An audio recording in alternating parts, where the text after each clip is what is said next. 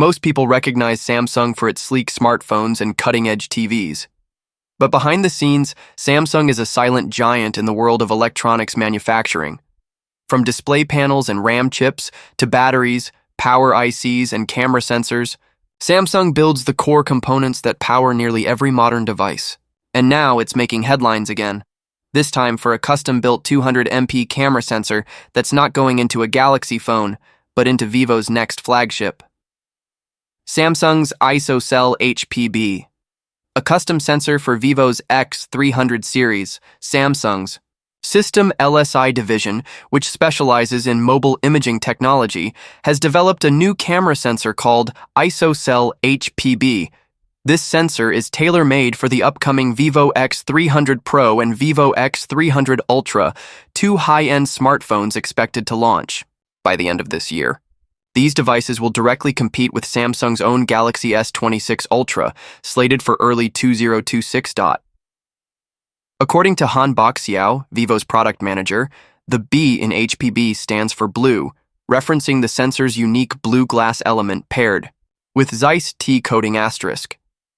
This combination is designed to reduce ghosting, stray light, and improve overall image clarity, especially in challenging lighting conditions. ISOCELL HPB specs. Built for precision. The ISOCELL HPB sensor is no ordinary camera module.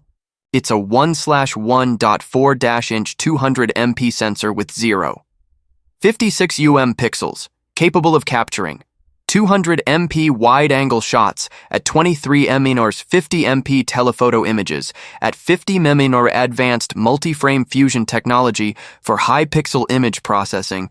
The Vivo X300 Pro will use this sensor as its primary camera, while the X300 Ultra will feature it in its telephoto setup, a strategic move to enhance long-range zoom and detail.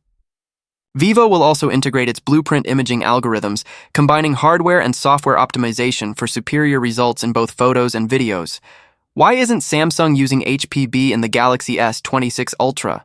Here's the twist that's sparking debate in the tech world. Samsung isn't using its own ISOCELL HPB sensor in the Galaxy S26 Ultra.